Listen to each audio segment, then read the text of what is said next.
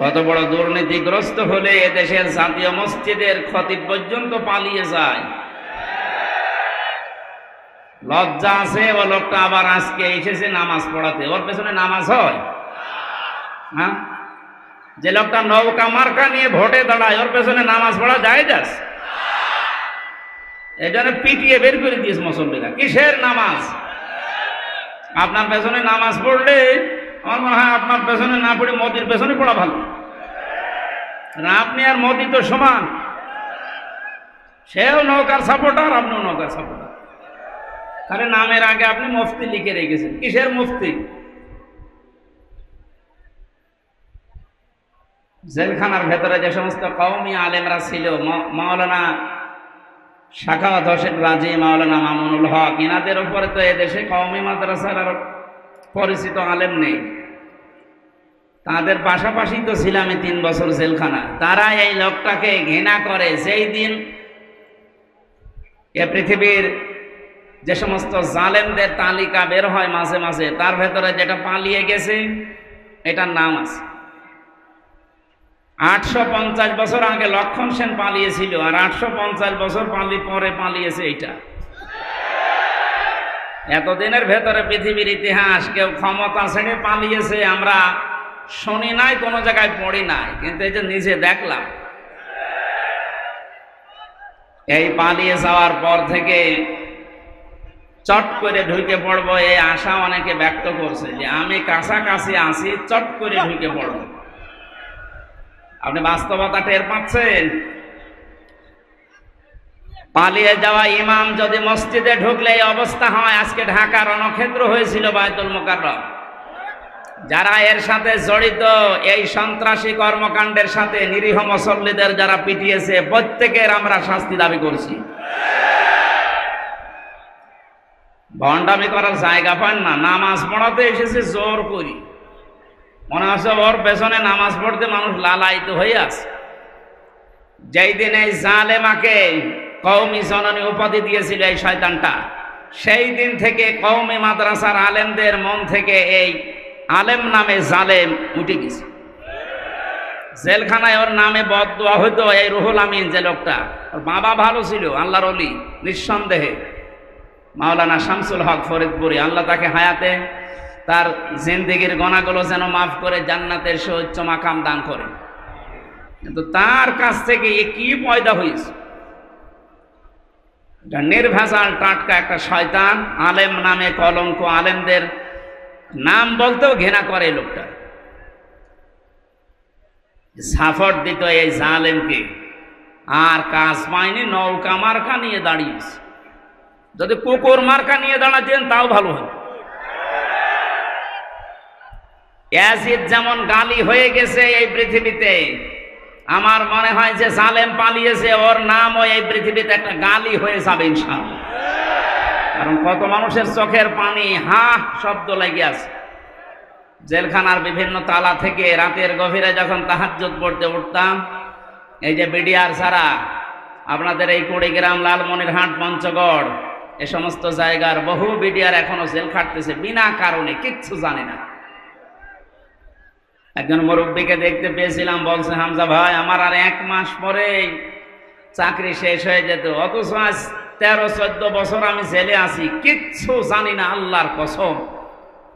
রাতের গভীরে যখন নামাজে দাঁড়িয়ে দেখতাম এই লোকটা আহ শব্দ করে, এমন একটা আবেগ নিয়ে শব্দ বলতো, এটা আরো সে চলে গেছে।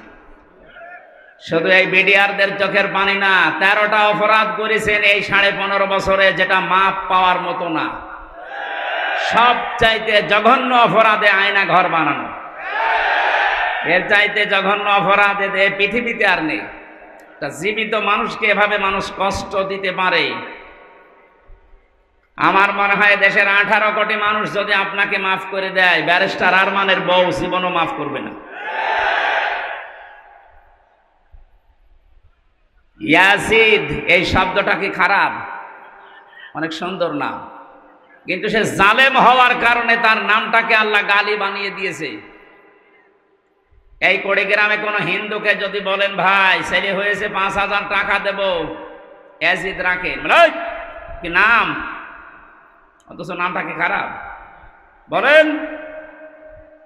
এর মতো এত সুন্দর নাম যদি গালি হয়ে যায় জুলুম করার কারণে, আপনার নাম যতই সুন্দরী হোক আপনার নামটাও গালি হবে 1 আর 2। আবু সেহেলের যে বাড়ি আপনারা দেখতে পান কাবা শরীফের পাশে, এর চাইতে দামি জায়গা কি আর আছে দুনিয়ায়?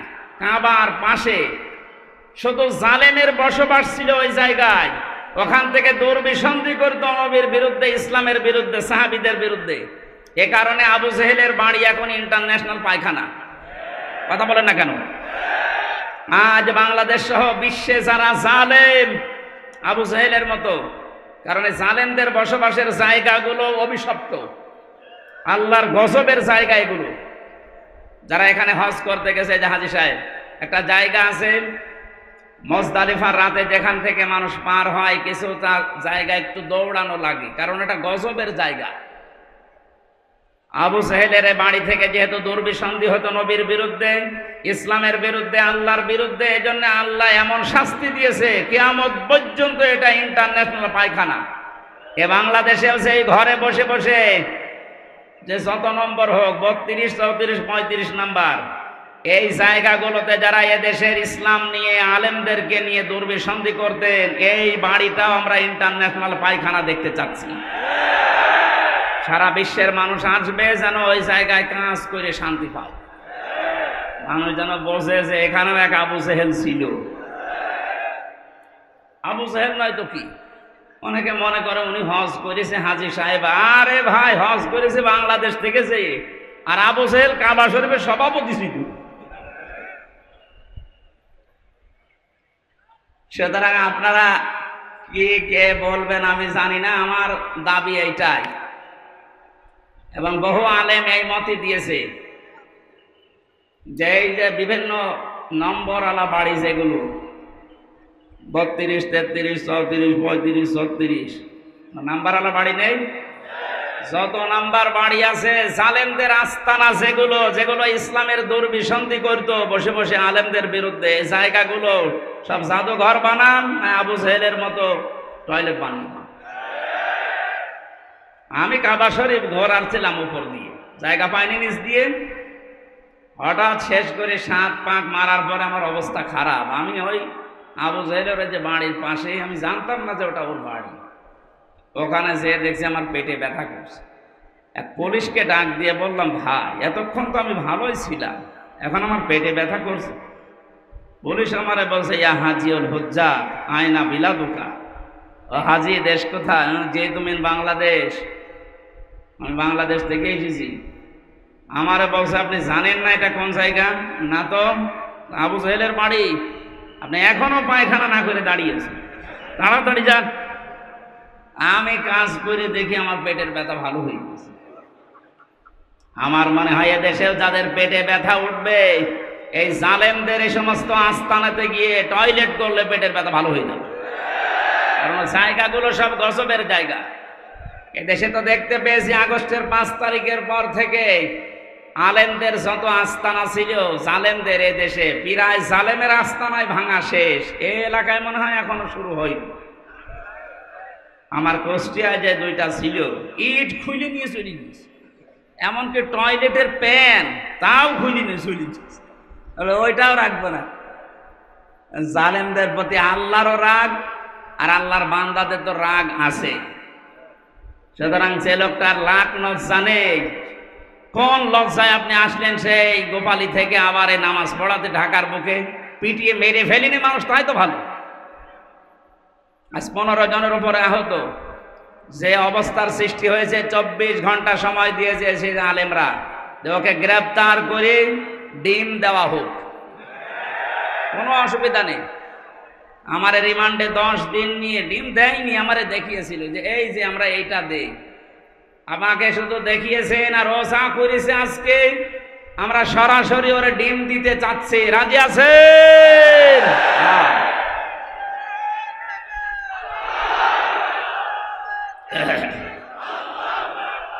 আলহামদুলিল্লাহ। না, জালেমদের আর কোনো ছাড় নেই। মাওলানা মামুনুল হক জানিয়েছেন, এই দেশে যারা জালেম প্রকাশ্য, বড় বড় সালেম যেগুলো 1628 জন বড় বড় সালেমের তালিকা হয়েছে, ওরা আলেমদের তালিকা করত। আমি জেলে বসে আছি কাশিমপুর কারাগারে গাজীপুরে, আর আমার নামে তালিকা করেছে 116 জনের নাম শোনেননি? তার ভেতরে আমার নাম। আমি বলছি আমি জেলে আর আমার তালিকা হয়ে যাচ্ছে। এদেশে 1628টা চেয়ার ছিল জালেমদের দোসর, এদেরও নামগুলো তালিকা করে করে কুড়িগ্রাম রাজারহাট মোড়ে মোড়ে টাঙিয়ে দেবে। কিয়ামতের আগে যেন এদেশে কোনো জালেম আর ফিরে আসতে না পারে। চট করে ঢুকে পড়বে। ওর ইমাম শুধু চট করে ঢুকে কি দাবড়ানি খেয়েছে দেখতে পাচ্ছেন না? আপনি আসেন, আপনাকে কি অনেকে ডুগডুগি বাজাবে, বিশেষ করে রংপুরের আবু সাইদের মা। আমি কয়েকদিন আগে গিয়েছিলাম, ওর বাবা বলছে আমার এই ছেলেটা ছোটবেলা থেকেই প্রতিবাদী। আমার বাবা আমার এই ছেলেটাকে যা করেছে, যারাই করেছে, এর সাথে যারাই জড়িত, আমরা সবার বিচার আল্লাহর কাছে দিয়েছি। যেহেতু বিচার আল্লাহর কাছে আছে, আপনি এ সাহস জীবনেও করবেন না যে চট করে চলে আসবো। আপনাকে কিন্তু এরকম আবু সাইদের মা, আবু সাইদের বাবা বহু বসে আছে বিভিন্ন জিনিস বানানোর জন্য। আমি বানিয়ে বলছি না, বাস্তব এটা। 1000-এর উপরে মানুষ জীবন দিয়েছে 5 তারিখের আগে। আমার কুষ্টিয়ায় 16 জন, আমার সামনে 14 জন মারা গেছে এক জায়গায়। যে সমস্ত পুলিশ অফিসারদের কথা মতো নিম্নের যে পুলিশ কনস্টেবল যারা অফিসার যারা এই কাজ করেছিলেন তওবা করবেন। আর যারা এই বড় বড় এই গুরু ঠাকুরগুলো, এদের কোনো মাফ নেই। আজকে একটা ধরেছে আর্মি মশিউ, এই শয়তানকে যদি জেলখানার ভেতরে এই বিএনপি আর জামাতের লোকজন পায়, ওরে মনে হয় পিটিয়ে মেরে ফেলবে। কারণ আমি তো দেখেছি ওর উপর রাগ কি মানুষের, একেবারে বান্টু একটা মানুষ। ও বলে নাকি যে বিএনপি জামাতের লোক না মানলে আমার শরীরে জোশ আসে না। এবার নেন, আর্মির হাতে পুলিশ পিটিয়ে সোজা করে ফেলবে। এই জন্য সাধারণ পুলিশ কনস্টেবল যারা এই মানুষগুলো হুকুমের আসলে দাস ছিল, এদের কিছু করারও ছিল না। তারপরেও এরা আরো নিরপেক্ষ থাকতে বাধ্য। যে মানুষগুলো হুকুম দিয়েছে, এই যে বেনজির, কিসের বেনজির? ওর কোনো নজির নেই। এই লোকটা সহ এখন যারা জেলখানায় আছে, পুলিশের সাবেক আইজি, এর আগের আইজি, এরপরে কিছু মানুষকে ওএসডি করেছে, আর যারা ধরা পড়তেছে, আর ওই যে হাউং আঙ্কেল আছে, হাউং আঙ্কেল, এইগুলো সহ যেন আমার তালিকা আজকে আমি দেখলাম দুপুরবেলা 180 জনের একটা তালিকা করেছে। এই জালেমদের বড় বড় দোসর যারা প্রশাসনে ছিল, একটাকেও এদেশের মানুষ ক্ষমা করবে না ইনশাআল্লাহ। জুলুম করলে আল্লাহ মামলা দেবে, তিনি জানিয়েছেন। আর আমরা তো 100টা দেব। আমার ধরার পরে পড়েছিল যা যা বলতে বলছি, এগুলো যদি না বলেন 50টা মামলা দেব। আমার মামলা কয়েকদিন আগে সব খারিজ হয়ে গেছে, সব খারিজ হয়ে গেছে, কোনো মামলা আর নেই। বেকসুর খালাস। যে জজ ছিল, জজ আমার মামলার এইটা নথি দেখে বলছে কি দেখে বিচার করব, এর ভেতরে কোনো মাল নেই, যা একেবারে 100 ভাগ খালাস করে দিয়েছে। আমি বলতে গেলাম যে আদালত, আমার এই মামলা তো 3 বছর আপনার হাতেই ছিল, তখন তো আপনি বলেননি যে কোনো মাল নেই, এখন হঠাৎ করে বলছেন কোনো মাল নেই, কি দিয়ে বিচার করবো? মানে এটাই বলতো যে হুজুর আমার হাত বাঁধা ছিল। কি ছিল? এখন আমার হাত খোলা আছে, আমি এখন ওপেন, এখন আমি ন্যায় বিচার করতে পারবো বা করতে পারছি। আমরা চাই 1628টা চেয়ার এই দেশে মেন চেয়ার আছে, প্রত্যেকটা চেয়ার যেন এই জজের মতো হাত খোলা থাকে, আবু সাইদের মতো এভাবে হাত খোলা থাকবে। কথা বলেন ঠিক কিনা? আজকে যিনি ওসি এসেছেন ওনারও এখন হাত খোলা, আগে হাত বাঁধা ছিল, এখন তো হাত খোলা আছে। কিয়ামতের আগে যেন এরকম হাতগুলো আর কেউ বেঁধে দিতে না পারে। কি কথা বলছেন না কেন? আজকে রাত 12:30টার জরিপ দেখেননি? বিবিসি এবং আল জাজিরা থেকে একটা রিপোর্ট এসেছে, আন্তর্জাতিক সংস্থা। ওরা দিয়েছে দেশে 100 জনের 14 জন মানুষ এখনো পর্যন্ত জালেমদের সাপোর্ট করে যাচ্ছে। ঘুঘু দেখেছেন আপনি? ঘুঘুর ফাঁদ দেখেন? টের তো পাচ্ছেন না কিছু। 100 জনের 28 জন এখনো পর্যন্ত বিভিন্ন জিনিস মেরে খাওয়ার ধান্দায় আছে। আপনারা থামবেন। 100 জনের 58 জন মানুষ দেশে এখন চাচ্ছে যে ইসলাম দেশে রাষ্ট্রীয়ভাবে কায়েম হোক। এটা তো আমি বানালাম নাকি? আপনি আল জাজিরা নিয়ে আসেন, রাত 12:30টায় রিপোর্ট বের হয়েছিল। আমার কালকে ছিল ফরিদপুর, তার আগের দিন চট্টগ্রাম। এই আসার সময় গাড়িতে দেখতে দেখতে আসছিলাম ইন্টারনেট থেকে, আন্তর্জাতিক খবরগুলো কি আসে দেখি। বাংলাদেশ দিয়ে একটা রিপোর্ট তারা বের করছে। এখন দেশের অবস্থা এই, 58 জন মানুষ চাচ্ছে এদেশে ইসলাম কায়েম হোক, ইসলামের হাতে দেশটা যাক। 28 জন মানুষ চাচ্ছে না আমাদের হাতে দিন। আর 14 জন মানুষ এখনো পর্যন্ত জালেমদের দোসর এবং তাদের সাফাই গেয়ে যাচ্ছে। সাফাই যে গাচ্ছে দেখতে পাচ্ছেন না, মাঝে মাঝে video call audio call open করে দেয়। আপা ঘাবড়াবেন না, আপনি ঘাবড়ালে আমরা নরম হয়ে যায়, তোরে নরম বানানো হবে। এ জেলার 2 জনকে কিভাবে পিটিয়েছে দেখতে পাচ্ছেন না? আমার কুষ্টিয়ার একজনকে এভাবে পিটানোর পরে তার ছেলে দিয়েছে, আমার বাবাকে ওরা কুকুরের মতো পিটিয়েছে। কি সুন্দর স্ট্যাটাস দেখেছে যে আমার বাবাকে ওরা কুকুরের মতো পিটিয়েছে। এখন নিচে বলবেন সুবহানাল্লাহ না আলহামদুলিল্লাহ। জালেমদের প্রতি কারো মায়া নেই, আল্লাহরও মায়া নেই, রাসূলের মায়া নেই, কারণ এরা সবার শত্রু। জালেমরা তার নিজেরও শত্রু, জালেমরা তার নিজেদেরও শত্রু। কিয়ামতে জালেমরা তার এই আঙ্গুল পর্যন্ত কামড়াতে থাকবে, চিবিয়ে খেয়ে ফেলবে। সূরা ফুরকানের ভেতরে আছে। এই জন্যে জুলুম যারা করেছেন, আপনার দুনিয়া শেষ, আখেরাত তো শেষ আগে। আমরা এই ময়দানে এসেছি দল মত জাতি বর্ণ ধর্ম নির্বিশেষে দেশটাকে স্বাধীন করার জন্য। যেমন কোনো দল ছিল না। বাংলাদেশ জামাতে ইসলামের কেন্দ্রীয় আমির ডাক্তার শফিকুর রহমান কয়েকদিন আগে ঘোষণা দিয়েছেন, দেশ স্বাধীন করার জন্য যারা জীবন দিয়ে গেল, এখনো 2700 মানুষ হাসপাতালে বেঁধে কাতরাচ্ছে। এরা কোনো দলের মানুষ না, এরা এই দেশের সম্পদ। এরা কি কোনো দলের মানুষ? সবগুলো দেশের সম্পদ। এরা জাতির শ্রেষ্ঠ সন্তান। যদি মুক্তিযোদ্ধা বলতে হয় এদেরকে বলা যায়। ভুয়া মুক্তিযোদ্ধা যেগুলো আছে, আমার মনে হয় এগুলোর ভাতা বন্ধ করে দিয়ে ওই ভাতা এখন এই 2700 মানুষকে দেওয়া দরকার। কিছু না করেই তুমি আন্দাজে। আল্লাহ আমাদেরকে আজকে সূরা আহজাব থেকে কিছু কথা তাফসীর আকারে শোনার তৌফিক যেন সামনে দেন। যাদেরকে নিয়ে আসলেন কষ্ট করে, যারা বসে আছে বলেন আলহামদুলিল্লাহ, বলেন জোরে আলহামদুলিল্লাহ। দরুদ আর সালাম পড়ছি আমাদের নবী, মানবতার মহান শিক্ষক মুহাম্মদুর রাসূলুল্লাহ সাল্লাল্লাহু আলাইহি ওয়াসাল্লামের প্রতি। রবিউল আউয়াল মাস, এটা আমি আলোচনা করতে চেয়েছিলাম সূরা আরাফ থেকে, দেখলাম না, এটা রবিউল আউয়াল মাস চলছে। কিছু কথা বলা দরকার এই মাস সম্পর্কে। যে বিশ্বনবী মুহাম্মদুর রাসূলুল্লাহকে আল্লাহ এই মাসে পাঠিয়েছিলেন। যেহেতু বাংলাদেশ, ভারত, পাকিস্তান এই সমস্ত দেশে কিছু ভেজাল আছে।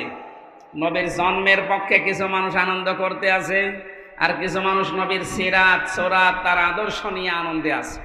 আমরা দুইটাই চাই, কারণ একটা মানুষের জীবনী লিখতে হলে জন্ম ছাড়া লেখা যাবে? বলেন বলেন। নবীজির জন্ম যেই দিন থেকে, ওই দিন থেকে আমরা আরম্ভ করব। মুহাম্মদুর রাসূলুল্লাহকে আল্লাহ যখন এই পৃথিবীতে পাঠিয়েছিলেন, এই খুব খেয়াল করে শুনবেন, কথা বলছি না। আল্লাহর নবীকে যেদিন এই পৃথিবীতে আল্লাহ পাঠান, মিলাদ বলা হয়। এই যে ঈদে মিলাদুন নবী অনেকে অনুষ্ঠান পালন করে। ঈদ মানে আনন্দ, মিলাদুন নবী মানে নবীর জন্মের আনন্দ। নবীর জন্মের কি, যারা এই এলাকায় মনে হয় এগুলো একটু কম আছে, চট্টগ্রাম সিলেটে বেশি। যারা এগুলো করছেন একটা তথ্য বলছি এবার। এই পৃথিবীতে 2 জন মানুষ নবীজির আপন চাচা ছিল, তারা আবু লাহাব আর আবু তালেব। 2 জন আপন চাচা না? এই 2 জন নবীর মিলাদে জন্মে খুশি ছিল, খুব আনন্দ করেছিল তারা। এত খুশি নিজের মাটিকে পর্যন্ত আজাদ করে দিয়েছে। আপনি পারবেন এরকম? আপনি ছোট খেসুড়ি আর জিলাপির ভক্ত, আর তারা নিজের বাড়ির কাজের মহিলাকে বলেছে যা তোরে আমি কেনা আজাদ করে দিলাম। অথচ দুইজন চাচা জাহান্নামী, এটা কোরআন দ্বারা হাদিস দ্বারা প্রমাণিত। কথা বলেন না কেন? আবু লাহাব যে জাহান্নামে গেছে এর জন্য আবার কোনো প্রমাণ লাগবে নাকি? আল্লাহ পাক বলেন সায়াসলা নারান যাতা লাহাব, ওকে জাহান্নামে আল্লাহ দিয়েছেন এই আয়াতের প্রমাণ। আর একজন চাচার নাম বললাম আবু তালেব। এই লোকটা মারা যাওয়ার দিন নবীজি তার মাথার কাছে গিয়ে বলেছিলেন, ইয়া আম্মি আবি তালিব আল্লা ইলাহা ইল্লাল্লাহ হাজ্জুল লাকা ইনদাল্লাহি ইয়াউমাল কিয়ামাহ, রাহুল বুখারী। হে চাচা, জোরে বললে হয়তো মানুষ শুনে আপনাকে খারাপ বলতে পারে, জোরে বলা লাগবে না, খালি আমার কানের কাছে মুখটা নিয়ে আস্তে করে বলেন লা ইলাহা ইল্লাল্লাহ, মুহাম্মদ রাসূলুল্লাহর ঘোষণা দেওয়া লাগবে না, ওটা আমি নিজেই নিয়ে নিলাম। শুধু আল্লাহর একাত্মবাদের ঘোষণা দেন, আমি গ্যারান্টি দিলাম কিয়ামতের দিন ঝগড়া করে আপনাকে আমি আল্লাহর দরবারে জান্নাতে দিয়ে দেব। পড়ে নাই, কালেমাটা পড়ে নাই। আশপাশের যারা নেতা ছিল, আবু সুফিয়ান, আবু লাহাব ডাক দিয়েছিল, নেতা পড়বা, সারা জীবন বাপ দাদার ধর্ম মানলে এখন ভাতিজারে নতুন ধর্ম গ্রহণ করে কলঙ্কিত হবা, তোমাকে মানুষ কাপুরুষ বলবে, ভীরু বলবে, তোমাকে লজ্জা দেবে, তোমার নামে বদনাম বের হবে। আবু তালেব ওই দিন বলেছিল, ভাতিজা মুহাম্মদ তোমাকে আমি ভালোবাসি, কিন্তু তোমার এই কালেমাটা পড়তে পারলাম না, তুমি আমারে মাফ করে দিও। মাফ করার মালিক কি নবীজি? বলেন বলেন। নবীজি মন খারাপ করেছিলেন, এই জন্য আল্লাহ সূরা আহজাবের সূরা কাসাসের 56 নম্বর আয়াত তার জন্য নাযিল করে বলেছিলেন, কেন আপনি মন খারাপ করেন? হেদায়েত আপনার হাতে দেয়, নিজে দিয়ে দেবেন, এটা আমি আল্লাহ নিজের হাতে রেখেছি, আমি ভালো জানি যে কারে দেওয়া যায়। এই লোকটার তো মন নেই, আপনাকে ভালোবাসে ঠিক আছে, আপনার জন্মে লোকটা এত বেশি খুশি হয়েছিল আমি দেখেছি, কিন্তু আপনার আদর্শ পেয়ে লোকটা খুশি না। এরপরেও নবীজি তার মায়া মহাব্বত, তার যে কষ্ট, সারা জীবন তার পেছনে শ্রম দিয়েছে, এই জন্য নবী নিজে তার কবরের পাশে দাঁড়িয়ে দোয়া করেছিলেন, হে আল্লাহ তুমি আমার চাচা আবু তালেবকে মাফ করে দাও। সঙ্গে সঙ্গে জিবরাইল এসেছেন সূরা তাওবার 113 নম্বর আয়াত নিয়ে, হে নবী কার জন্য হাত তুলেছেন? হাত নামান। মা কানা লিন-নাবিয়্যি ওয়াল্লাযীনা আমানু আন ইস্তাগফিরু লিল মুশরিকিন ওয়ালাউ কানু উলি কুরবা মিন বা'দি মা তাবায়্যানা লাহুম আন্নাহুম আসহাবুল জাহিম।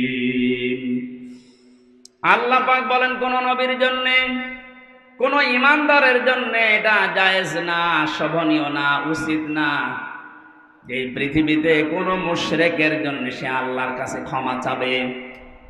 আল্লাহ বাদে অন্য কেউ আল্লাহর মতো কাজ পারে, এই কথা যারা বলে বিশ্বাস করে তারা মুশরিক। এটা আবার দলিল দেওয়া লাগবে?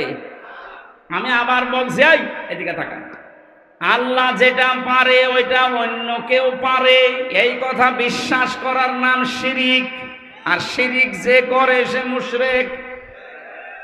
এ পর্যন্ত মানেন তো? এই কথা বলেন না কেন? আল্লাহ যেটা পারে ওটা অন্য কেউ পারে, এই বিশ্বাস করার নাম শিরিক, আর শিরিক যে করে সে মুশরিক। আরো জোরে বলেন। যে লোকটা নামাজ পড়ানোর জন্য সে গোপালগঞ্জ থেকে এসেছে, এ লোকটার নামে আলেম হতে পারে, আল্লামা লেখা থাকতে পারে, লোকটার কার্যকলাপ এবং যাদেরকে সাপোর্ট করেছে এই লোকটা মুশরিক।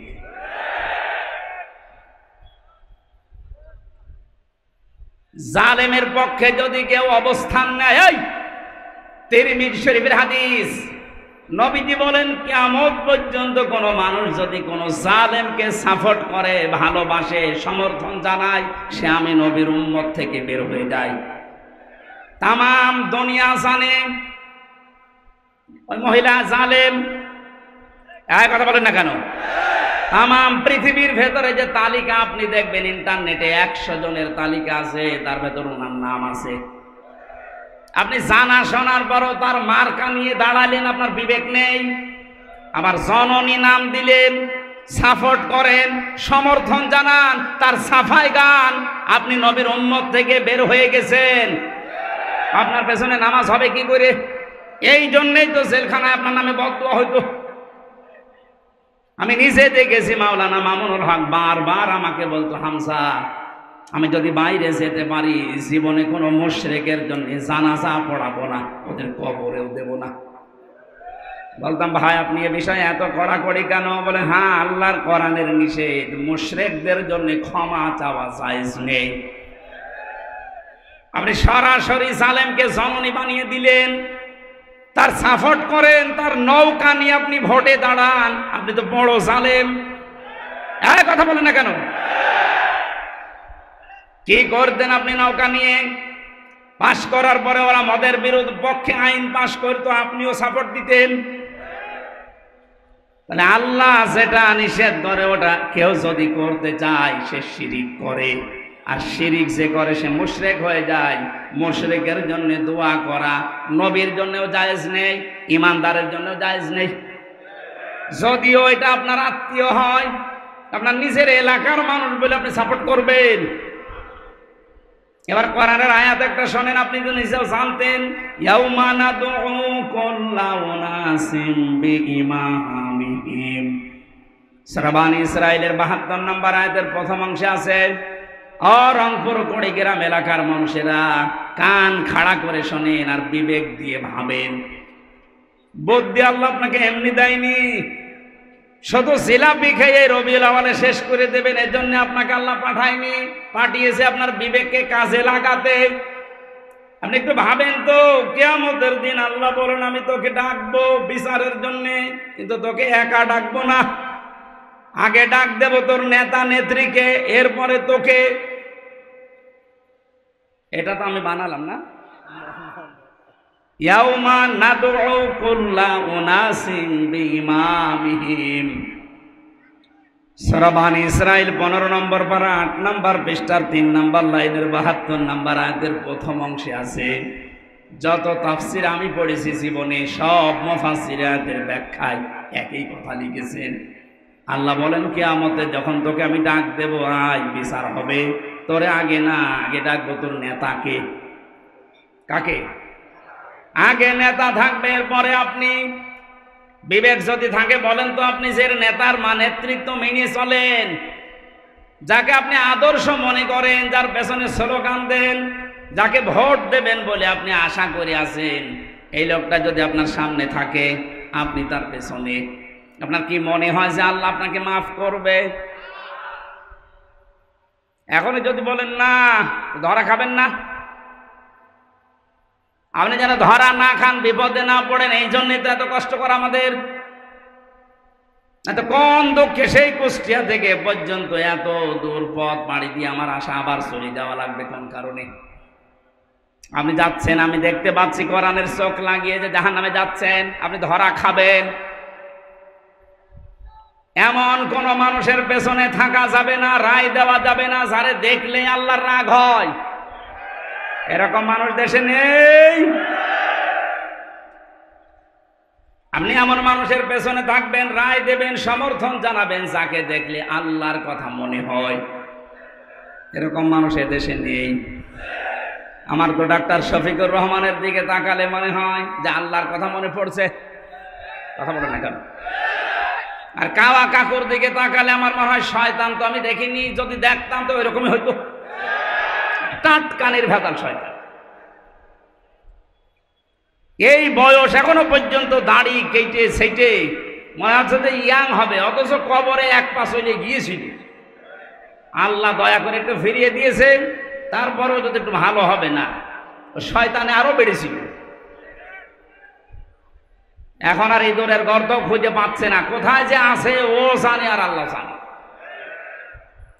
আমার কুষ্টিয়ায় বাড়ির নিচে একজন ভাড়া থাকতো, আমি তো জানতাম না। আমি তো 3 বছর ছেলে বাড়ি যেয়ে দেখছি উনি ভাড়া আছে। পরবর্তীতে শুনলাম উনি জালেমের অনুসারী। এই 5 তারিখের আগ পর্যন্ত তার দাপট কি গো। 5 তারিখের পরে শুনে যে ও কোথায় গেছে ও জানে আর আল্লাহ জানে, পরে খুঁজে পাওয়া যাচ্ছে না। আমার তো মনে হচ্ছে কোরআনের পাখি যে এই স্বপ্নগুলোর কথা বলেছিলেন সবগুলো আল্লাহ একটা একটা করে দেখাচ্ছে। উনি বলেছিলেন জালেমরা এদেশে ইঁদুরের গর্ত পাবে না, ঠিক তাই হয়ে গেছে। বলেছিলেন শুধু ঝাঁকা দেওয়া হবে, দিল্লি গিয়ে পড়বে, তাই পুলিশ। যদি বলতো যে আমেরিকায় পড়বে তাও তো হইতো, যা বলেছে তাই হয়েছে। ওনার আর একটা স্বপ্ন ছিল, বলেছিল এই দেশে জালেমদের নাকের উপরে কালেমার পতাকা পথ করে উড়বে ইনশাআল্লাহ। আমার মনে হয় সেই স্বপ্ন এখন বাস্তবায়নের পথে ইনশাআল্লাহ, ওটা আমরা দেখতে পাচ্ছি।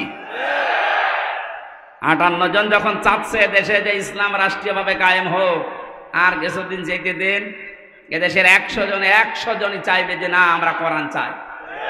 কারণ 53 বছর তো আমরা দেখেছি, আমার এখন 33, আমি দেখিনি, মুরব্বী দেখতে পারে বাপ। হ্যাঁ 75 জন যারা মুরব্বী আছে তারা দেখেছেন বাবা চালিয়েছিল, দুর্ভিক্ষে মানুষ মারেছে। দুর্ভিক্ষ হয়েছিল না? আমরা তো পড়িয়েছি শুধু। স্বামী চালিয়েছিল দেশ, চাচা চালিয়েছে আপনাদের চাচা, ভাবি চালিয়েছিল, বউ চালালো দেখলাম। এখন শুধু বাকি আছে আল্লাহর এই কোরআন দিয়ে দেশটা চললে কেমন দেখা যায়, এটা আমরা দেখতে চাই না। আমার জীবনের সবচাইতে বড় আশা এটা।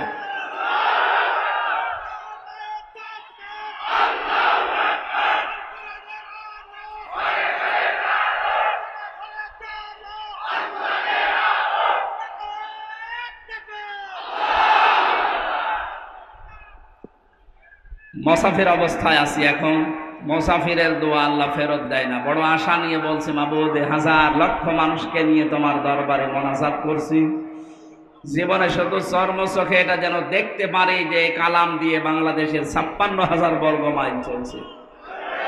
এটা একটা মিনি জান্নাত হয়ে যাবে, আপনি টের পাচ্ছেন না তাই। অনেকে যারা লাল পানি খায়, যারা বাবা খায়, যারা আকিস বিড়ি খায়, এখানে তৈরি হয় না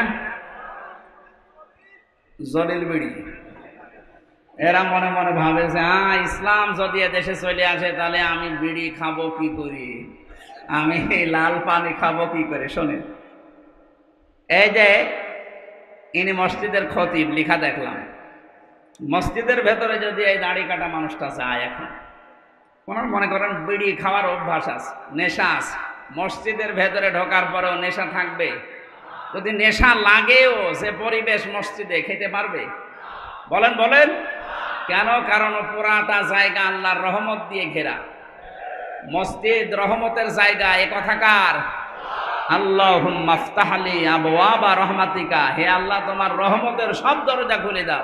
এজন্য রহমত পেতে হলে মসজিদে যাওয়া লাগবে। কোথায় যাওয়া লাগবে? পৃথিবীতে রহমতের জায়গা মসজিদ, আর মসজিদের বাইরে যা আছে দুনিয়ার সবগুলো গজবের জায়গা, বিশেষ করে মাজারগুলো। অনেকে মনে করছে মাজার, হ্যাঁ মাজার কেন বললাম, নবীজি জানিয়েছেন কিয়ামতের দিন 2 প্রকার মানুষকে আল্লাহ সবচাইতে কঠিন শাস্তি দেবেন। তার 1 নম্বরে যারা মাজারের খাদেম ছিল। তুমি খেদমত করার আর জায়গা পাও না, মাজারের খাদেম হয়ে বসে আছো, ওরে খেদমত করা দরকার। কারণ যত মাজার এই দেশে সবগুলো শিরিকের আস্তানা আর জেনার আড্ডাখানা। নারী পুরুষের অবাধ মেলামেশা যদি দেখতে চান, আপনি যান লালনে মাজারে, মন মন গাঁজা খাচ্ছে মানুষ। কোন কারণে মাজার রাখা লাগবে? আল্লাহর ওলি যারা আল্লাহর পছন্দীয় মানুষ, এদের কবরগুলো সংরক্ষণ করে রাখেন, কেউ যেন ইহানত করতে না পারে, নষ্ট করতে না পারে। তাই বলে ওখানে যে সেজদা দেবেন, গাঁজা খাবেন, লা তাত্তাখিযুল কুবুরা মাসাজিদা, কবরকে মসজিদ বানিও না, সেজদার জায়গা বানিও না। এ ঘোষণা শোনার পরেও যারা সেজদা দেয়, কোন কারণে ওইটা রাখতে হবে বলেন? এই কারণেই তো হক্কানি আলেমরা বলছে মাজার গুড়িয়ে দাও, কোনো দরকার নেই। এগুলো থেকে যে ব্যবসার টাকা আসতেছে, আজকে আমি আকিজ গ্রুপে ছিলাম ঢাকাতে, আকিজের বড় ছেলে ডক্টর মহিউদ্দিন সাহেব, উনি বলছিলেন যে দেশের যে মাজারগুলো আছে যেখানে ব্যবসা হয়, সরকার যেন মাজারগুলো সব নিজেদের আয়ত্তে নেয়, এখানে মানুষ না বুঝে আর বুঝে যা টাকা পয়সা দেয় এ টাকাগুলো সব রাষ্ট্রের কাজে লাগায়। বহু টাকা কালেকশন হয়। আপনি কি মনে করছেন আটরশির মাজারে যান, কোটি কোটি টাকা মাসের পরে মাসে উপায় হচ্ছে। এগুলোর দায়িত্ব যদি সরকার হাতে নেয়, এই দায়িত্বের টাকাগুলো সব রাষ্ট্রের কাজে লাগান, মানুষ বুঝে দিক আর না বুঝে দিক, টাকা তো রাষ্ট্রের কাজে লাগছে, শয়তানরা আর পাবে না। বড় বড় দাড়ি, গোপ, মোষ, উপর নিচে সব সমান করে, মনে হচ্ছে কি হয়ে গেছে।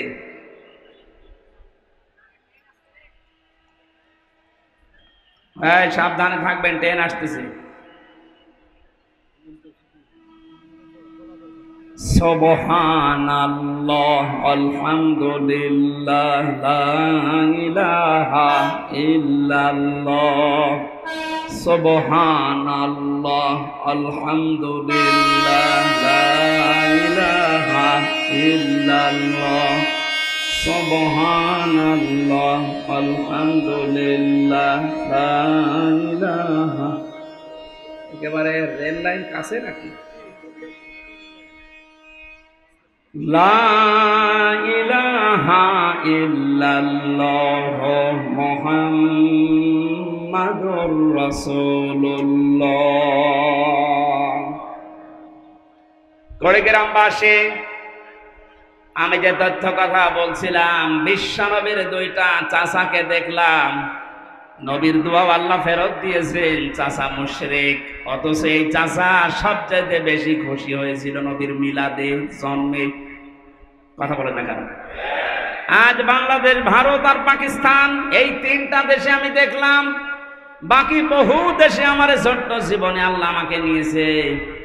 কয়েকদিন আগেও মালয়েশিয়া, সিঙ্গাপুর, থাইল্যান্ড, ইন্দোনেশিয়া সহ বহুগুলো দেশ ঘুরে এসেছে। কোন দেশে এগুলো আমি পাইনি, খালি এই বাংলাদেশে, ভারতে আর পাকিস্তানে এই ব্যবসা চলছে।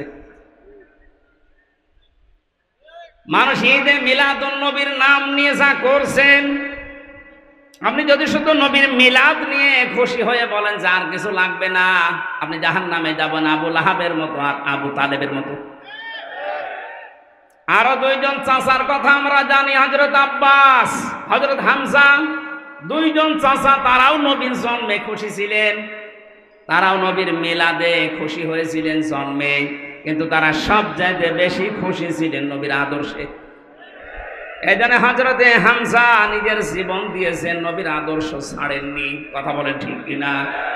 হযরতে আব্বাস, তার কথার দিকে তাকান, মানজা কতমাল ঈমান মানে রাদিয়া বিল্লাহি রাব্বা ওয়া বিইসলামি দীনা ওয়া বিমুহাম্মাদির রাসূলিল্লাহ সাল্লাল্লাহু আলাইহি ওয়াসাল্লাম নাবিয়্যা ওয়া রাসূলা। রাওয়াহু মুসলিম।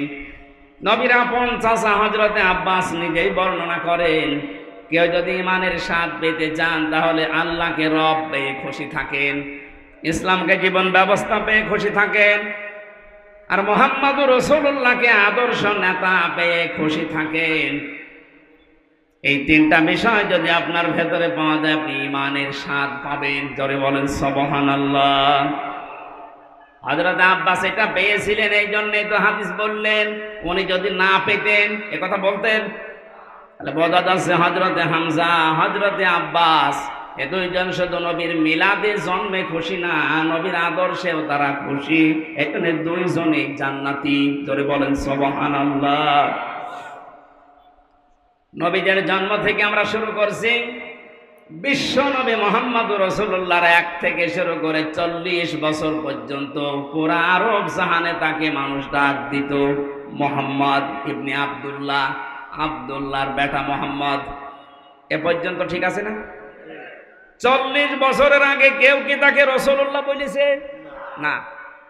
যদিও তিনি সেই জীবনে তৈরি হওয়ার পর থেকে, যখন আল্লাহ তাকে বানিয়েছে, এ দুনিয়া তৈরি হওয়ার আগেই তার নূর বানানো, ওই সময় থেকে তিনি রাসূল, কিন্তু ঘোষণা হয়েছে 40 বছর বয়সে। এই জন্য 1 থেকে 40 বছর পর্যন্ত আপনি যদি তাকে না মানেন আপনি জাহান্নামে যাবেন না। কিন্তু 40 থেকে 63 এই 23 বছরের 1 সেকেন্ডও যদি কেউ অস্বীকার করে সে জাহান্নামী। এটা তো আমি বানিয়ে বলছি না। সূরা আহজাবের 21 নম্বর আয়াত তার প্রমাণ। লাকাদ কানা লাকুম ফি রাসূলিল্লাহি উসওয়াতুন হাসানা। এই যে ফি রাসূলিল্লাহি, রাসূলুল্লাহর জীবনের ভেতরে তোমাদের জন্য মহত্তম আদর্শ আমি আল্লাহ লুকিয়ে রেখেছি। অনেকে বলতে পারতেন না মুহাম্মদ ইবনে আব্দুল্লাহর জীবনী বলেছে, কি বলেছে? রাসূলুল্লাহ। আর আমরা সারা পৃথিবীর মানুষ জানি উনি রাসূল হয়েছিলেন এই দুনিয়ার ঘোষণা অনুযায়ী 40 বছর বয়সে। কথা বলেন না কেন? 40 বছরের আগে পুরা আরব জাহানে তাকে ডাক দিত মানুষ আল আমিন, আস-সাদিক বা মুহাম্মদ ইবনে আব্দুল্লাহ। কিন্তু 40 বছরে তিনি যখন কোরআনে কারীম পেয়েছেন তখন আর মুহাম্মদ ইবনে আব্দুল্লাহ শুধু না, তখন হয়ে গেছেন তিনি রাসূলুল্লাহ। এই কথা বলা লাগবে। আল্লাহ কি বললেন এই আয়াতে? তোমাদের জন্য মহত্তম আদর্শ লুকিয়ে রেখেছি আমি রাসূলুল্লাহর জীবনে। তার মানে 40 থেকে 63 এই 23 বছর রাসূলুল্লাহর জীবন পুরাটা আপনাকে মানাই লাগবে, মাসবি। এর ভেতরে একটা সেকেন্ড আপনি ছাড় দিতে পারবেন না। যদি বলেন না এটা আমি মানি না, তাহলে আপনার ঈমান পরিপূর্ণ হয়নি। কথা বুঝতেছেন? রাসূলুল্লাহকে আদর্শ মানা লাগবে। যে উসওয়াতুন হাসানা, এ শব্দটা দুনিয়ায় কাউকে আল্লাহ দেয়নি। হ্যাঁ, ইব্রাহিম নবীকে আল্লাহ উসওয়াতুন হাসানা তার চরিত্রের ব্যাপারে বলেছিলেন, সেটা আলাদা বিষয়ের আলোচনা। কিন্তু পৃথিবীতে আমাদের নবী মুহাম্মদ রাসূলুল্লাহকে তিনি মডেল বানিয়েছেন, বাটখারা বানিয়েছেন, কেজি পাথর। এদিকে যদি কেউ 5 কেজি চাউল তুলে দেয়, এদিকে 5 কেজি বাটখারা দেওয়া লাগবে না? এ কথা বলেন না কেন? আমার এই 40 থেকে 63 বছরের যে 23 বছরের জীবন, আমার জন্ম থেকে মৃত্যু পর্যন্ত 23 বছর দিয়ে আমার সাজানো লাগবে। আপনি একেবারে মেপে পরিপূর্ণ করে নিতে পারবেন, কারণ তিনি নমুনা, মডেল, আদর্শ আমাদের জন্য। তাও একমাত্র উসওয়াতুন হাসানা এর একটার আগে আলিফ লাম আল্লাহ দেয়নি। এবার আসেন মূল কথা বলছি। বিশ্ব নবী মুহাম্মদ রাসূলুল্লাহ কেন একমাত্র আদর্শ আমাদের জন্য? যে সূরা থেকে পড়লাম, সূরার নাম হচ্ছে আহজাব। কি বললাম? আহজাবের হিজবুন থেকে। আহজাব শব্দের শাব্দিক অর্থ দল, সমূহ, বাহিনী। এই যে দল, এ শব্দটা কোরআনে নেই। বলেন না কেন? যারা এই কথা বললে আগে তো এই যে আগস্ট মাসের 5 তারিখের আগে এ জালেমরা বলতো দলীয় কথা বলবেন না, রাজনীতির কথা বলবেন না, বলতো না? কথা বলেন। থানা থেকেও 14টা লিখে দেওয়া হয়তো যে এই কথা বলা যাবে না। আমি কি এখানে আমার বাবার কথা বলতে আসি সেই কুষ্টিয়া থেকে? আমি তো আগেই বললাম আমি জরানের চোখ লাগিয়ে দেখতে পাচ্ছি আপনি জাহান্নামে যাচ্ছেন। আরে ভাই, আপনি জাহান্নামে গেলে আমার অসুবিধা নেই, কিন্তু আপনাকে আমার বাঁচাতে হবে। আপনাকে যদি আমি কিছু না বলে জান্নাতে যেতে চাই, কিয়ামতে দরজায় দাঁড়িয়ে বলবেন যে আমারে কিছু বলে নাই, পরে কুড়িগ্রাম নিয়ে এসেছিলাম আমাকে বাঁচায় নাই, আমি জানতাম না। এটা যেন বলতে না পারেন, এই জন্যই তো এত কষ্ট স্বীকার করা। আমি যে গ্রুপে আছি, আকিস গ্রুপ, আমার বাবার যা আছে আমার যা এখন হয়েছে, বিশ্বাস করেন আল্লাহর কসম, মরণ পর্যন্ত অন্তত আমার আর কিছু করা লাগবে না। এত কষ্ট স্বীকার করা, এই যে স্বাধীনতার পর থেকে আজকে 1 মাস 12-13 দিনে প্রতিদিন 2টা-3টা করে, তাও 5 কিলো 10 কিলো না, প্রতিদিন আমার মনে হয় আমার জার্নি হয় প্রায় 1000 কিলোমিটার। কালকে সেই মাদারীপুরে, তার আগের দিন চট্টগ্রাম, আজকে এখানে। এভাবে প্রতিদিন 700-800-1000 কিলোমিটার দৌড়ানো লাগছে। আমি দেখতে পাচ্ছি জাতির মানুষেরা জাহান্নামের দিকে দৌড়াচ্ছে। এমন মানুষকে আপনি সাপোর্ট দিয়ে জাহান্নামে দৌড়াচ্ছেন, যারে দেখলে আল্লাহর রাগ হয়। আপনি যেন বাঁচতে পারেন, এই জন্যই বলছি, দলের কথা বললে আপনার রাগ হয়। আপনি যে দল করেন, দলই আপনাকে জাহান্নামে নিয়ে যাবে। দলের কথা কোরআনে যদি নাই থাকে তাহলে আয়াতগুলো আপনি বাদ দিয়ে দেবেন। সূরা আলে ইমরানের 103 নম্বর আয়াতে আল্লাহ জানিয়েছেন, ওয়াল তাকুম মিনকুম উম্মাতুন ইয়াদউনা ইলাল খায়র, অবশ্যই তোমাদের ভেতরে একটা দল থাকতেই হবে। কয়টা দল? আরো জোরে। আল্লাহর দৃষ্টিতে যে দলের কথা আছে কোরআনে, এ দল করতে হলে 4টা জিনিস লাগে। আপনার কি রাগ হয়ে গেল? না, আয়াত বাদ দিয়ে দেবো। আমি যে নোট করেছি তাফসীর থেকে, কেউ যদি দল করতে চান মিলান তো আপনার দলে এগুলো আছে কিনা, নাকি আপনার আবার রাগ হয়ে যাবে? হ্যাঁ, আমি তাফসীর হাক্কানি থেকে লিখেছি। যদি বিশ্বাস না করেন আমি পয়েন্টগুলো বলছি, বাড়িতে এসে মিলিয়ে দেখেন আপনার দলে 4টা শর্ত আছে কিনা। একটা দল যদি কেউ করতে চায়, কমপক্ষে একটা দলের ভেতরে 4টা জিনিস লাগে। প্রথমেই লাগে একজন নেতা। নেতা ছাড়া দল হবে? আল্লাহ পাক সূরা ইয়াসিনের ভেতরে নবীজিকে যে নেতা বলে ডাক দিয়েছেন, ইয়াসিন হে নেতা, এই সিন শব্দের ভেতরে 7টা ব্যাখ্যা পেয়েছি। আমি 5টা প্রধান ভাবে নিয়েছি আর 2টা নিয়েছি এর রূপক।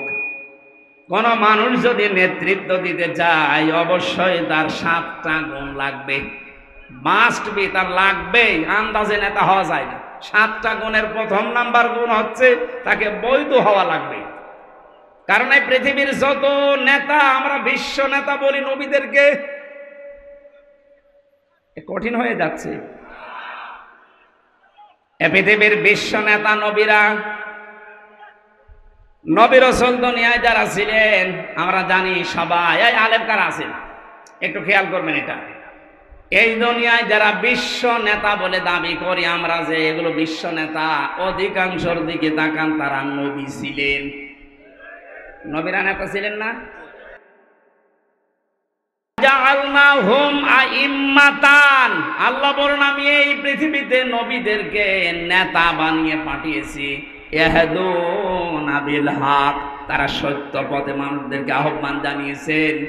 এজন্য নেতা হওয়ার প্রথম বৈশিষ্ট্য আল্লাহ পাক দিয়েছেন, কেউ যদি নেতৃত্ব দিতে চায় তার জন্ম হওয়া লাগবে বৈধ। কারণ কোন নবীর রক্ত আল্লাহ কোনো হারাম রক্তের ভেতরে প্রবেশ করার নাই।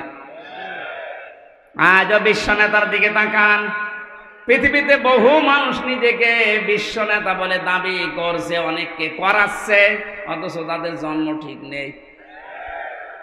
তাদের মা এক ধর্মের, বাবা এক ধর্মের। আমাকে বেশি বলে ফেললাম।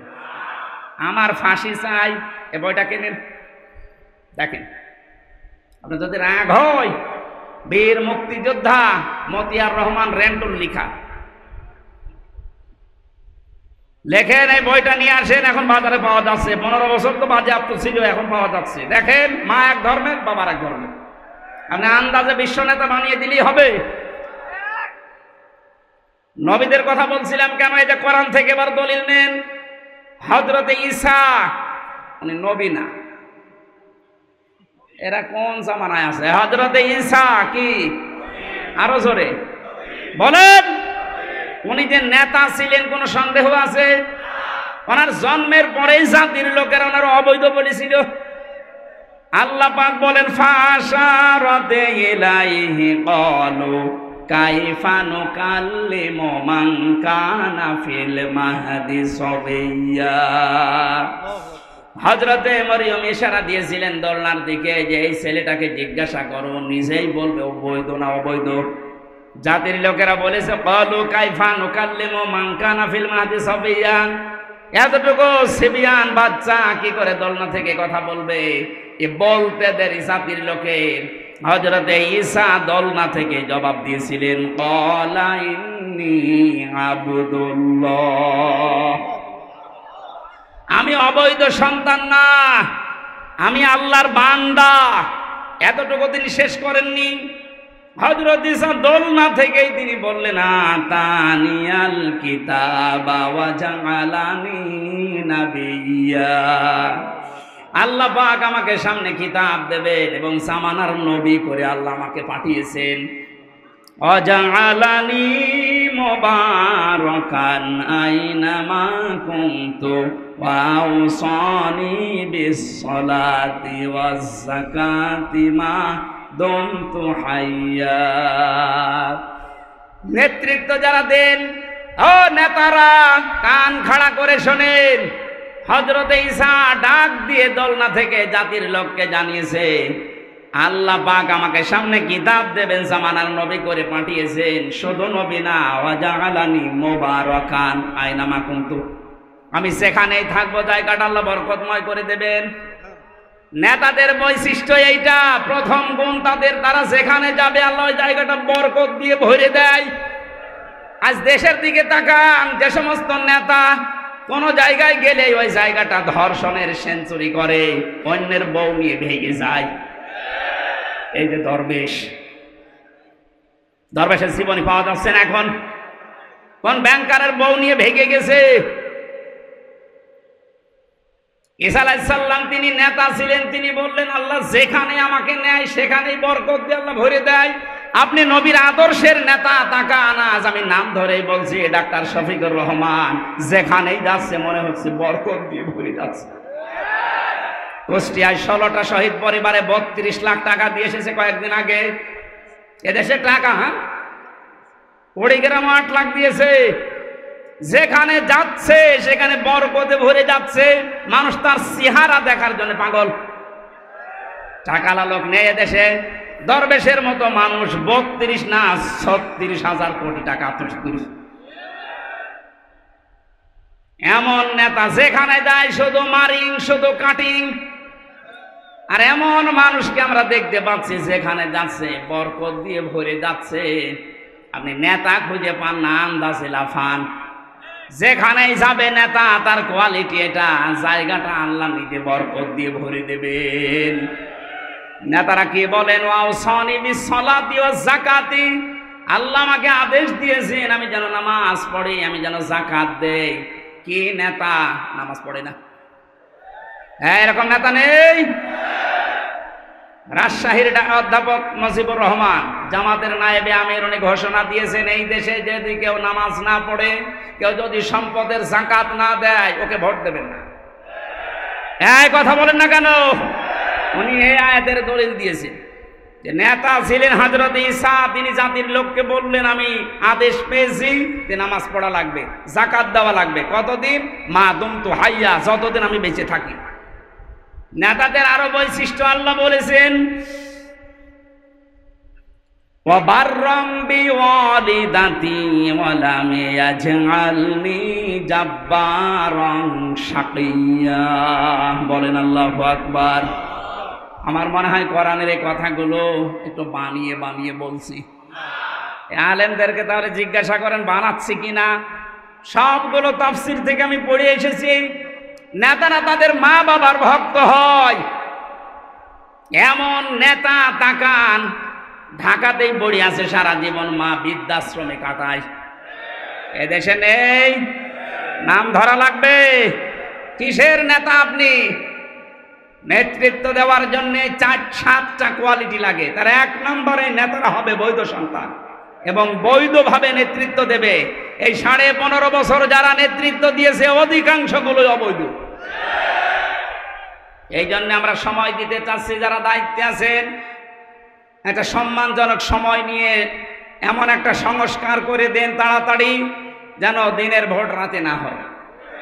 কথা বলে না কেন? তাড়াহুড়া করে যদি তাদেরকে নামিয়ে বলি না ভোট দিয়ে দেন, কি হবে? ওই দিনের ভোট রাতে হয়ে যাবে। কারণ যারা আছে এখনো পর্যন্ত জালেম বসে আছে চেয়ারে। কথা বলে না কেন? 100 জনের 65 জন জালেমকে বদলি করা হয়েছে। এখনো পর্যন্ত 35টা জালেম চেয়ারে আছে। এদেরকেও আমরা সময় দিচ্ছি, তাড়াতাড়ি নামিয়ে দেন। কোন জালেম যেন চেয়ারে না থাকে, কারণ এগুলো ক্যান্সার। এগুলো থাকলে আবার দিনের ভোট রাতে করে ফেলবে। এক লোক বিয়ে করে বাসর ঘরে বউ রেখেছে, দাদি শাশুড়ি যে বলছে, ওই নাতির বউ আমি কিন্তু পতি চাই। ঠিক আছে, আমার সময় দেবেন তো? শাশুড়ি এসে বলছে, বৌমা আমার নাতি চাই। মা আপনি সময় দেবেন না? কেবল আমি আসলাম, আপনার ছেলের সাথে এখন আমার দেখাও হয়নি। ননদ আর দেবর এসে বলছে, ভাবি কি করবা আমরা জানি না, আমাদের কিন্তু ভাতিজা চাই। ঠিক আছে। স্বামী এবার বাসর ঘরে এসে বলছে, বউ আমার কিন্তু বেবি চাই। বাবার মুখ তুলে বলছে, তো বংশ কি সব পাগল, এখন আমার কিছুই হইল না, 10 মাস 10 দিন যাবে, সংসার হবে, এরপরে তো কারো বেবি, কারো নাতি, কারো ভাতিজা, নাকি আমি ফ্লাক্সি লোড করে সব নিয়ে আসবো? দায়িত্ব যাদের দিয়েছি অন্তত 10 মাস 10 দিন সময় তো দেবেন, কেবল 1.5 মাস। সংস্কার আরম্ভ হয়েছে, জালেমরা থাকবে না ইনশাল্লাহ, একটা জালেমও থাকবে না, সবগুলোকে চেয়ার থেকে নামিয়ে এখানে নতুন মানুষকে প্রেস করা লাগবে।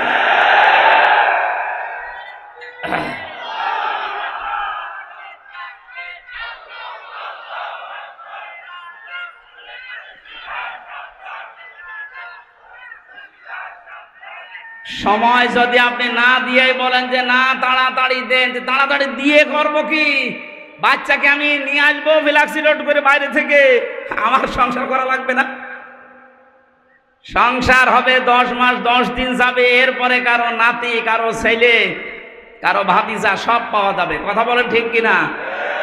সুতরাং এই সময় উল্টাপাল্টা না করে আমরা যারা দায়িত্বে আছেন আপনাদের সম্মানজনক সময় দিচ্ছি, সংস্কার করেন।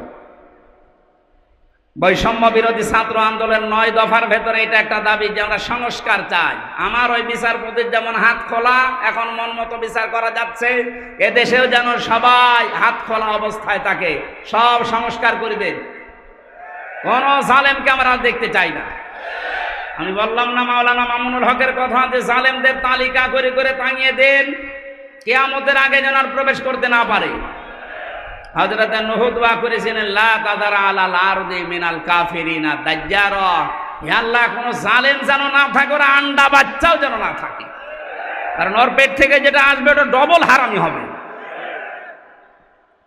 আমরা আশা করছি যারা আছেন খুব তাড়াতাড়ি করেন, সকাল আসতে আসতে যেন শুনি যে 35% এখনো বাকি আছে জালেমরা, এদের কারণেই তো আজকে বাইতুল মোকাররমে মারামারি হয়েছে। কোন জালেম যদি না থাকে দেশটা ইনশাল্লাহ শান্ত হয়ে যাবে। আমি নেতৃত্বের কথা বলছিলাম কেন? দল করতে হলে একজন নেতা লাগে, নেতার ভেতরে গুণ থাকা লাগে কয়টা? 7টা। বলেন। 1 নাম্বার এই গুণ হচ্ছে নেতারা হবে বৈধ, জোর করে থাকবে না, বৈধভাবে থাকবে। আমরা এতদিন দেখেছি সব জোর করে ছিল, বৈধভাবে না, সব অবৈধভাবে। 2 নম্বরে দল করতে হলে লাগে সংগঠন, সে সংগঠনের নাম আল্লাহ কোরআনে দিয়েছেন, ওয়ালতাকুম মিনকুম উম্মাতুন, জাতি হওয়া লাগবে, উম্মত হওয়া লাগবে কোরআন কেন্দ্রিক। এখানে 4টা কর্মসূচি আছে, যেই দলের ভেতরে এই 4টা থাকবে তারা ভালো কাজে আদেশ দেবে, অন্যায় দেখলেই তারা প্রতিবাদ করবে। আপনি দেখেন এই দেশে হাজার হাজার দল আছে, ভালো কাজে আদেশ দেওয়া, অন্যায় দেখলেই প্রতিবাদ করা কাদের ভেতরে? সেটাই আল্লাহর হক্কানি দল। মানে আন্দাজে নিজেকে হক্কানি দাবি করে। 3 নম্বরে বেশি পথিক লাগবে, পথিক হয় সুন্নাতি পথিক নেওয়া লাগবে আপনার। এই পৃথিবীতে আমার মনে হয় ন্যায় বিচারের মানদণ্ড যেটা দাড়িপাল্লা, টুপি, এর ভেতরে আরো 5টা পেয়েছি আমি। দাড়িপাল্লা, টুপি, এগুলো সব ন্যায় বিচারের পথিক, সুন্নাত, আল্লাহর নবীর আদর্শের ভেতরে এগুলো ছিল। যদি আপনার মার্কা নিতে হয় এরকম মার্কা নেবেন, হয় টুপি মার্কা নেন, নাই দাড়িপাল্লা মার্কা নেন। 4 নম্বরে পেয়েছি আমি অফিস লাগে। এ পৃথিবীতে দল করতে হলে অফিস লাগে না? আমাদের অফিস আছে, আমাদের অফিসের নাম মসজিদ। আমাদের অফিসের নাম কি? যাদের আনাগোনা মসজিদের সাথে, যাদের সম্পর্ক মসজিদের সাথে, এমন এমন দল আমরা পাই, মসজিদ তো দূরের কথা, কোনোদিন পূর্ব দিকে পশ্চিম দিকে আষাঢ় খেয়েও পড়ে না। ও যদি আষাঢ় খেয়ে পড়েও তো দিল্লির দিকে পড়ে, মানে পশ্চিম দিকে পড়বে তো না। আমাদের এই অন্তরটা ঝুলিয়ে রাখা লাগবে কিসের সাথে? মসজিদের সাথে। বলেন বলেন। নবীজি বলেন, যার অন্তর সবসময় মসজিদের সাথে ঝুলে থাকে, এক ওয়াক্ত নামাজ পড়ে বের হয়ে যায়, আবার কখন নামাজ পড়তে যাবে এরকম মন যার, এই লোকটাকে কিয়ামতে আরশের ছায়া আল্লাহ নিজে স্থান দিয়ে দেবেন। জোরে বলেন সুবহানাল্লাহ। তাহলে অনুসরণ করা লাগবে মোহাম্মদ ইবনে আব্দুল্লাহকে না রাসূলুল্লাহকে? আল্লাহর নবীকে অনুসরণ করলে 27টা উপকার হয় দুনিয়া আখেরাত মিলে। কয়টা? আরো জোরে বলেন। 1 নম্বরে আল্লাহ পাক বলেন, এ পৃথিবীতে একজন মানুষকে আমি পাঠালাম যাকে অনুসরণ করলে জীবনের গুনাহগুলো মাফ হয়ে যায়। قُلْ إِن كُنتُمْ تُحِبُّونَ اللَّهَ فَاتَّبِعُونِي يُحْبِبْكُمُ اللَّهُ وَيَغْفِرْ لَكُمْ ذُنُوبَكُمْ وَاللَّهُ غَفُورٌ رَّحِيمٌ। সূরা আলে ইমরানের 31 নম্বর আয়াতে আছে, ইবনে কাসিরে পাবেন, হে নবী আপনি বলেন যদি আল্লাহকে ভালোবাসি এ দাবি করো তাহলে আমার অনুসরণ করো। আমার অনুসরণ যখন থেকে আরম্ভ করবা ওই সময় থেকে আল্লাহ 2টা পুরস্কার দেবে। 1 নম্বরে জীবনের গুনাহগুলো মাফ করে দেবে, 2 নম্বরে জান্নাতি বলে ঘোষণা দিয়ে দেবে। এবার আমার প্রশ্ন, অনুসরণ করা লাগবে নবীকে পূর্ণাঙ্গ না আংশিক? না না, এদিকে তাকান। এই যে ফাত্তাবিউনি, আমার অনুসরণ করো, এ কথা বলতে নবীজি বলেছেন অনুসরণ কি আংশিক না পূর্ণাঙ্গ? আমাদের অনুসরণ কি আংশিক হয় না পূর্ণাঙ্গ? আমরা হয়তো আজ অনেকেই দাড়ি টুপি পাগড়ি জুব্বা, খাবারের পরে মিষ্টি খাওয়া মেশাক করা এইগুলো নিয়ে ব্যস্ত, কিন্তু নবীর জীবনে যে আরো আছে পূর্ণাঙ্গ করতে হলে বিশ্ব নবী খাবারের পরে যেমন মিষ্টি খেয়েছিলেন, নামাজের আগে যেমন মেশাক করেছিলেন, এই নবী 10 বছর কোরআন দিয়ে রাষ্ট্র চালিয়েছিলেন। এইটা আপনার কাছে সুন্নাত মনে হয় আর ওইটা আপনার কাছে রাজনীতি মনে হয়। আপনি মানুষ, আমার মনে হয় নবী এখন বেঁচে থাকলে আপনি এটাই বলতেন। এই জন্য আমাদের অনুসরণ আমরা দেখতে পাই যে আংশিক হচ্ছে, পূর্ণাঙ্গ হচ্ছে না। আর যারাই যুগে যুগে দেখলাম পূর্ণাঙ্গ অনুসরণ করেছে তারা মাপ পেয়েছে, তারা জান্নাতের গ্যারান্টি পেয়ে গেছে। আর যারা পূর্ণাঙ্গ অনুসরণ না করে আংশিক অনুসরণ করেছে তারা জাহান্নামী, তারা মাফও পায়নি, জাহান্নামে গেছে। তার প্রমাণ আব্দুল্লাহ ইবনে উবাই। এ লোকটার অনুসরণ পূর্ণাঙ্গ না আংশিক? আংশিক ছিল। ওর পুরা জীবন আমি পড়েছি। আব্দুল্লাহ ইবনে উবাইয়ের পুরা জীবনের ভেতরে আমার এক জায়গায় শুধু ত্রুটি পেয়েছি, ইসলাম দিয়ে কোরআন দিয়ে দেশ চলুক এইটাও চাইতো না। তাছাড়া বাকি সব অনুসরণ ওকে পেয়েছি আমি। রসুলের পেছনে নামাজ পড়তো, রসুলের মতো দাড়ি রাখতো, জুব্বা গায়ে দিত, কাবা শরীফ তাওয়াফ করতো নবীর সাথে, হজে গিয়ে ইফতারি করতো নবীর সাথে, নবীজির কথা মতো নিজের নাম, বাবার নাম, ছেলের নাম, নাতি ছেলের নাম সব আব্দুল্লাহ রেখে দিয়েছে। কিন্তু এক জায়গায়ও কোনোদিন চাইনি যে ইসলাম দিয়ে মদিনা চলুক। এটা কেউ দুনিয়ার কাজ মনে করতো, রসুলের পেছনে থাকতো না। আল্লাহ নবী এইটা কায়েম করার জন্য উহুদে যাচ্ছিলেন, তখন 300 লোক নিয়ে ভেগে গিয়েছিল। আজ যদি আপনার অনুসরণ রকম আংশিক হয়, ওর জন্য আল্লাহ দিয়েছিলেন ওয়ালা তুসাল্লি আলা আহাদিন মিনহুম, হোম আছে হোম, এটা জমির বহু বছর।